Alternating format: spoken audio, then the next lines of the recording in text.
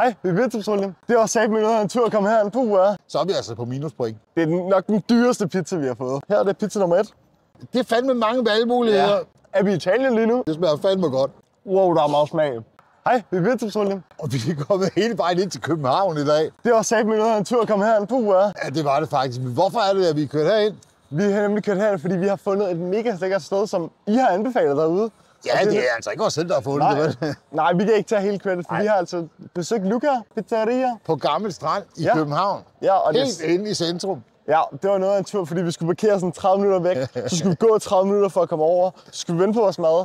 Plus vi skulle køre en time for at komme ind til København. Så det har cirka taget lige under 2 timer at få vores pizza her. Ja, og altså, jeg vil sige det sådan. Den her pizza, den skal være rigtig, rigtig god, fordi vi har snakket tit om det der med helhedsoplevelsen, ikke? Ja. Og lige nu i helhedsoplevelsen, fordi vi skulle helt ind til København og midt i sommerferien og alt muligt, så er vi altså på minuspoint. Ja, også inden vi starter, ikke? Ja. Det er nok den dyreste pizza, vi har fået. Faktisk. Med længder. Det er virkelig dyr pizza i dag. Den ene koster 170 kroner, den anden det var 160 kroner. Okay, og æskerne er stadigvæk normal størrelse. Ja, det normalt, jeg tror faktisk, de er lidt mindre. 170 kroner. Jeg gav 8,5 euro for en pizza, det vil sige en tredjedel af det her. Forleden på det, jeg lavede en video om fra Italien, som jeg synes var verdens bedste pizzeria. Ja. Men det er også italienere, der var derinde. De gik og snakkede italiensk, og og der, da vi kom derind, der begyndte, vi startede på minuspoint, ikke? Og så begyndte stemningen skulle komme lidt op, for der var mega positiv stemning, da vi kom derhen, og friske mennesker derinde. De talte engelsk, men man kunne tydeligt høre, at det var italiensk accent. Og da vi gik ud derfra, så kom han og smilede. Har I husket at få nogle servietter med? Så, det var fedt. Så vi er næsten oppe på nulpunktet nu, ikke? Vi er på en god start, ikke? Ja. Nå, hvad er det, vi har købt? Vi har købt 2 forskellige pizzaer. Yes. Her er det pizza nummer 1. Bum, det er den, jeg har bestilt. Det er den, du har bestilt. Det er... Pas nu på, den ikke falder ned på gulvet her. Det har været jo. Det er med Nduja. Det plejer jo det der er skide godt, jo. Så italiensk salami. Så er der noget chili olie på. Ja. Og så er der noget tomat, og så mozzarella, og så nogle af de her... jeg tror, det er basilikablade. Ja.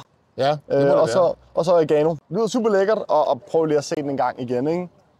Den ser altså bare god ud. Den ser fandme godt ud. Ved du hvad, jeg tager sgu lige et billede, så vi kan få helt close op med den her, og så kan vi sætte det på, ikke? Og så, imens du har kameraet fremme, skal vi så ikke også lige tage billede af undervognen her. Ja, det ser altså godt ud. Den er meget blød. Jeg tror, det er meget... Det var napolitansk, ja. Ja, den er meget blød. Vi kan også lige tage billeder af her, hvor vi sidder. Der står kameraet her, så ligger Pizza Luca der lige i baggrunden. Det er meget hyggeligt. Men vi har bestilt 2 pizzaer. Yes. Og den anden pizza, vil du præsentere den? Ja, så kan jeg præsentere den, fordi det var jo egentlig mig, der valgte den, ikke? Ja. Jeg plejer at sige, at jeg har sådan en referencepizza, når jeg spiser pizza. Nu er jeg kommet op på 30 lande med skinke og champignon. Det her, det er med skinke og champignon, eller i hvert fald, der står årstidens svampe på. Ja. Og så de kalder den capricciosa, og så er der artiskokhjerter på også. Ja. Altså også den her. Er det også oliven der på os? Jo, der er sgu også oliven på. Det kan jeg heldigvis godt lide. Ja. Jeg synes, den er sindssygt flot. Og jeg kan jo godt lide det her med, og nogle steder så er den sådan lidt hvid, og andre steder så er den lidt brun, og så er der sådan lidt brændt herude i kanten. Ja. Skal vi lige prøve at se, hvordan undervognen den ser ud? Ja, det er rigtigt det der med, at den er lidt blød, ikke? Ja. Men det er sagt mig lækkert, og... Det dufter virkelig godt, altså. Det dufter af en tur i Italien. Okay, så lige nu, der er de positive vejs begyndt at komme igen. Nu fotograferer jeg sgu lige den her pizza også. Imens du gør det, så har jeg taget 2 drikkevarer med her. Fordi vi var ikke sikre på, at vi kunne få dem, så vi har valgt at købe dem her hjemmefra.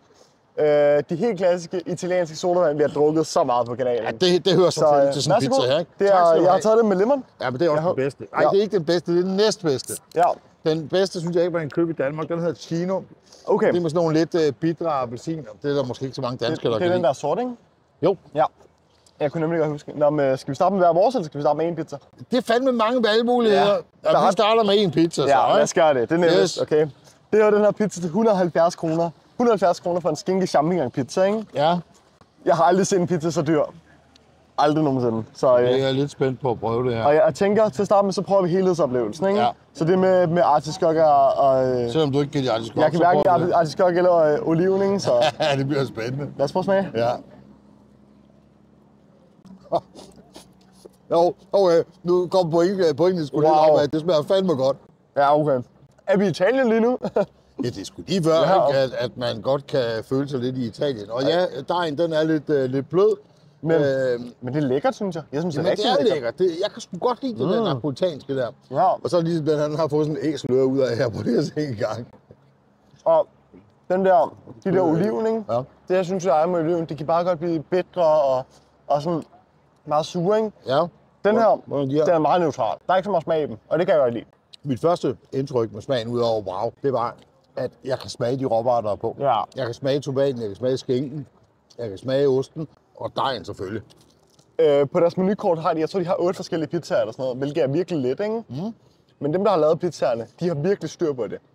Fordi det er sådan nogle, når du ser det på som sådan, kommer ud fra landet, ikke? Du ved, så ser du, okay, hvorfor er der artiskok og ansjoser på en pizza sammen med hvidløgsolie? Ja. Men det der er, det er, at de har 100% haft en mening med alle ingredienser, der er på. Og det synes jeg er fedt. Ja, det tror jeg også. Hvis man skal vælge kun, hvad sætter 8 pizzaer, så er man sgu nødt til at gøre sig rimelig umage, ikke? I stedet for at skrive 35 på, hvor det halve af dem er med shawarma og gorgonzola. Ja, den er faktisk virkelig god, den her. Og det smager fandme godt, det her. Var det ikke også en brændefyr senere, de havde? Jo. Det synes jeg. Jo. Ja. Og prøv lige at se. Nu går vi lige helt tæt på. Prøv lige at se her, ikke? Undervognen, som du kalder det, ikke? Den er bare lækker. Den er tilpas brændt. Blød dej. Super lækkert. De fik også kun et par minutter i ovnen, ikke? Jo. Og skinken, det smager det der rigtig italienske skinke. Ja. Der er så meget god smag i det. Ja, det tror jeg sgu ikke bare, det er sådan noget billig hamburgryg, de har været nede i supermarkedet og hente. Nej. Ej, det er fandme lækkert, det her. Nu er jeg altså også virkelig spændt på den anden pizza. Jeg har mega høje forventninger til den. Det her, nu kan du sammenligne en lille smule. Du har jo været i Italien for ikke så længe siden og fået noget af den samme pizza, ikke? Ja. Hvad tænker vi? Ja, jeg vil sige, at vi er sgu helt op på højt niveau. Ja. Det er vi. Vi er... nogle af de steder, vi kommer omkring Gardasøen, det er selvfølgelig meget turistområde, så der har jeg altså også været på italienske pizzerier, hvor det var lidt skrald. Ja. Det her, det smager fandme af Italien. Det gør det virkelig. Ja, det er simpelt. Der er ikke en hel masse, der ikke skal være der, og man kan smage, at der virkelig er gjort noget for, at det skal sidde i skabet. De elsker deres arbejde. Ja, det tror jeg, kan man smage. Jo, men de var også glade derinde. Ja, det var godt humør, og ham, der laver pizzaen, han kom også over og sagde, her der syr pizza, og han var i godt humør, og det lignede virkelig, at han elsker sit arbejde. Nå, skal vi prøve den her? Ja, lad os gøre det. Som du valgte. Det er... Ja, den havde jeg egentlig også... Ej, hvor ser den god ud, jo. Ja, det gør den. Puha. Ja, men vi snakkede jo begge to om den her, ikke? Det er sådan lidt inconsistent med, hvordan de har slicet den, ikke? Ja, den er lidt specielt skåret. Ja, det vil jeg også sige. Det er lidt et stort stykke, det her. Men godt, vi fik servietter med. Ja. Ja, okay. Jeg tror, vi laver ubåden her. Ja, det tror jeg også. Bum. Nå, men lad os prøve at smage. Wow, der er meget smag. Der er smag, og der er også lidt bid, sådan lidt chili-agtigt i det der endure der, ikke? Ja, der er lidt spice. Det smager jo vanvittigt godt. Altså, men jeg har i hvert fald brug for en serviet. Jeg har det i hele ansigtet. Det er lidt sviner, det her. Det er hvad jeg har her. Ej, den smager fandme godt, den her. Ja. Ja, det er helt vildt. Noget af det er det samme jo ikke, fordi at, man kan godt smage, altså selvfølgelig dejen er det samme, og man kan også godt smage tomatsaucen, og så kommer der lige det der sådan, hik fra det der sådan, endure og det der sådan, salami, der er på. Det er en super lækker kombo. Man ved, en pizza er god, ikke? Når det eneste negative, man kan komme med til, hvordan den er skåret. Ja. Ej, den er, man bliver helt godt humør, jo. Det er altså også lang tid siden, vi har fået sådan en rigtig, virkelig, i hvert fald for mig, fået sådan en rigtig italiensk pizza. Ja. Og der er fandme også langt imellem, fordi i sidste program, der var vi ude og smage den, der var blevet kåret til Danmarks bedste pizza, ikke? Og det smagte sgu også meget godt og sådan. Og hvor jeg sagde, at den der sådan, organisation Opdag i Danmark, de havde lavet et nyt tiltag med at sætte italiensk flag på. Så var jeg inde og kigge på den faktisk i dag, inden vi besluttede os for at køre herind, og kigge efter dem med italiensk flag. Der var godt nok langt imellem. Ja. Og det synes jeg også er den virkelighed, vi oplever derude. Ja. Når vi så kører efter et eller andet, der har et italiensk navn, så er det sgu ikke lige helt italiensk, og så har de lige lidt shawarma og lidt durum og sådan noget, når vi kommer derud. Ja, og så... Og det er ikke fordi, durum og shawarma, det kan også smage skide godt, men det er ikke italiensk pizza. Nej, det har intet med Italien at gøre, ikke? Så når du tager ud, de reklamerer med italiensk, ikke? Det er lidt ligesom... Ja, hvis du reklamerer med et eller andet sådan... Vi har det her tøj, ikke? Og så sælger de kun måske sådan en lille bid af det, men så har de også alt muligt andet. Ja. Nå, men indtil videre vil jeg i hvert fald sige til alle dem, der igennem forskellige videoer har skrevet nede i kommentarfeltet dernede, at vi skulle tage ind på Pizza Luca. Ja. Tusind tak, det var sgu en god anbefaling. Ja. Vi har været længere om at tage os sammen til det. Ja. Hænger måske en lille smule sammen med, i hvert fald mig. Jeg bryder mig faktisk ikke specielt meget om København. Nej. Jeg er nok for meget bunderøv, der er vokset op i en lille by, der hedder Låsby, over mellem Aarhus og Silkeborg i Jylland. Ja. Så København er sgu nok lidt for stor til mig. Ja, det er fair. Men når vi nu er her, Men når vi så er det her, godt. Og så er det solen rigtig. skinner, og vi kan se ud på... Så kan man sidde og grine lidt. Nu kommer der sådan en båd hernede bagved, ikke?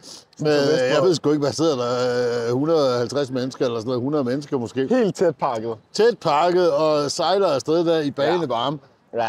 Jeg tænker, godt det ikke er mig. Godt, vi sidder her på, Og spiser pizza. på land og spiser pizza. Ja, det er så dejligt. Men ja, en ting med København, ikke? Man har aldrig rigtig lyst til at tage hen, men hver gang vi har taget hen på video, så er vi næsten... Jeg tror faktisk ikke, vi er blevet skuffet i København. Da vi var ude og få den der med de 3 små pizzaer, vi fik. Ja, Pico Pizza. Ja, det var fandme kæmpe også. overraskelse. Ja. Det var nok den bedste danske pizza, jo. Ja.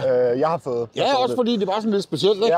Ja, og så har vi for eksempel været det der andet italienske sted, hvor det var sådan, du skulle gå ned ad nogle trapper og så komme ned til et lille bitte hyggeligt sted, det hvor var der også så hyggeligt. italiensk det var noget, din og- storebror havde fundet Ja. på, da han var på date med kæresten der. Ja, ja. Så der skal I prøve at gå hen, og Ja. det var også Det mega var hyggeligt. virkelig. Men nu hvor vi sidder bare her og snakker, ikke? Ja.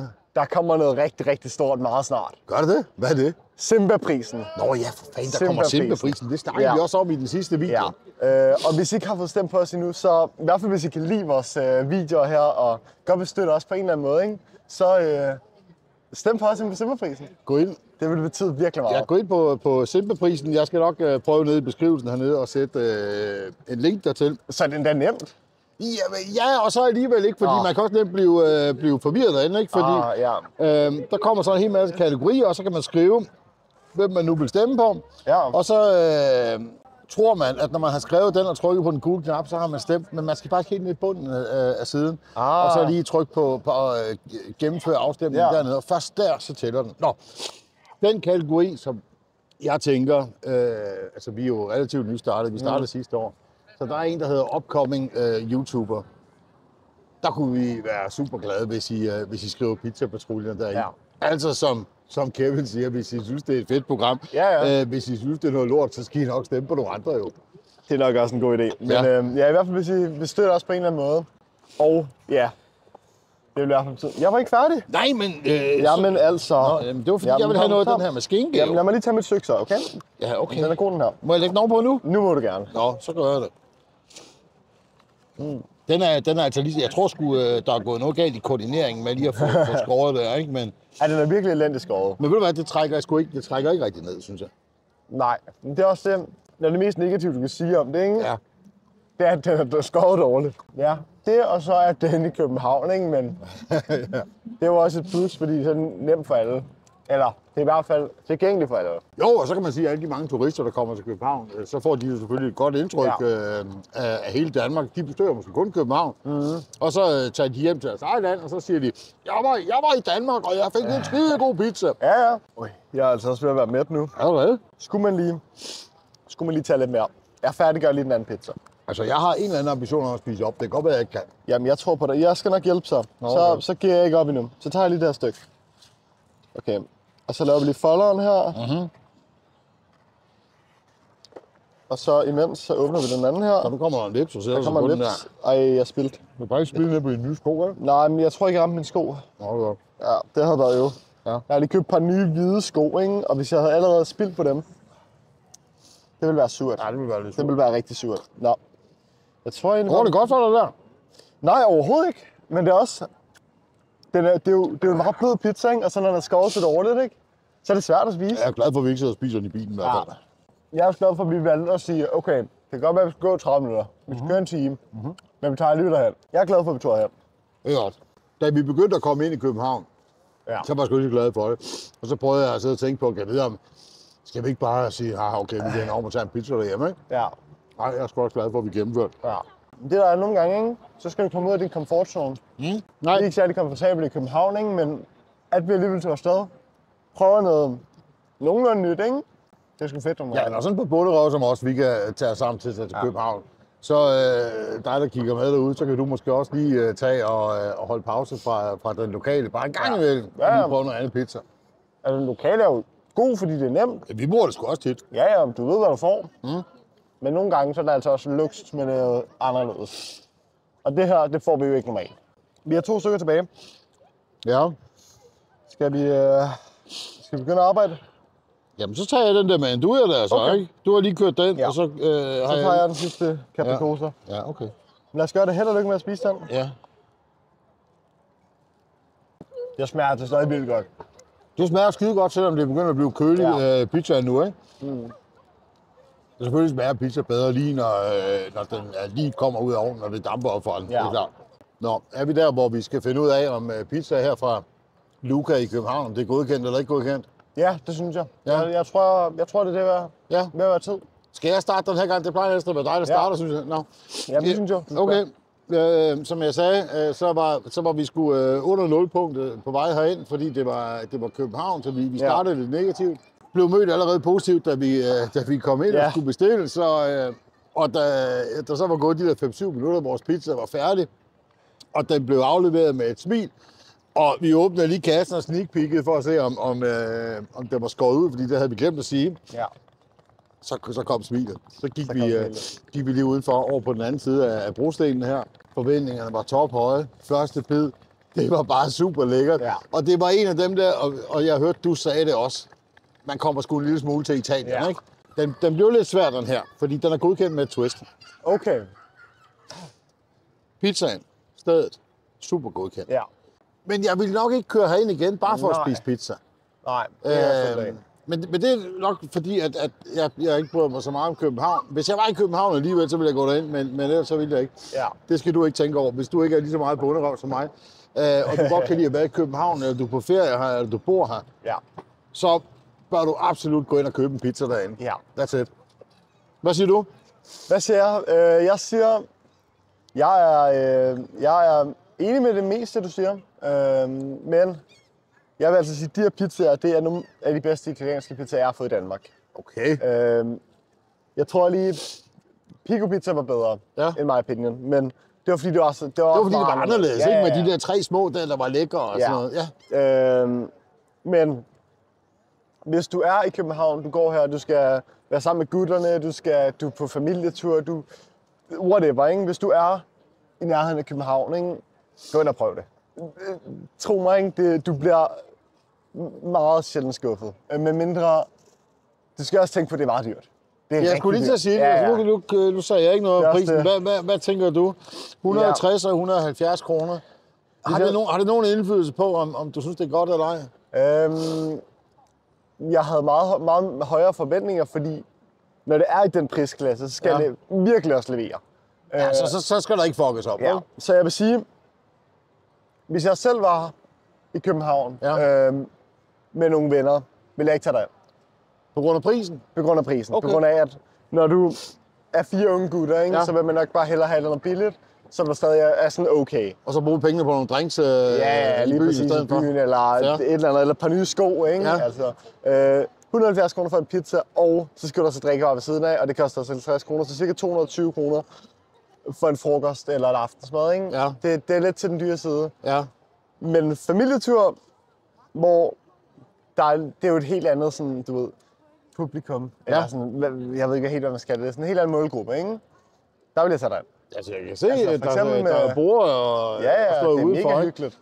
Folk ser glade ud derhen i hvert fald. Hvis du skal have god mad, vil jeg tage den igen. Okay. Men jeg vil nok ikke køre for det, fordi København er så forfærdeligt at komme til. Nu er du sådan lidt ude som politikersvar, fordi at, der du har fortalt en hel masse. Du har ikke sagt, om det er godkendt eller ikke godkendt. Det er også en del charme, ikke? Nej, jo. Men det kommer vi til, jo. Nå, det glæder jeg mig til. Okay, lad os gå over listen. God pizza. Ja. Smukt sted. Hvad?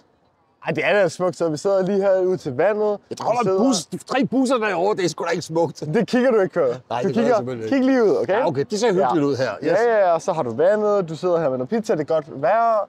Det smager så godt, at du kommer en tur til Italien. Det er alt det positive. Så kommer det negative. Ja. Turen derhen, Ja. den var ikke særlig god. Nej. Den var hyggelig, men det var en lang tur. Ja, de var skåret ret dårligt, og det er dyrt. Men jeg synes, de smagte godt nok til, det er okay, de charger så meget. Ja. Så jeg vil faktisk sige, det er godkendt, og du skal tage og prøve en pizza.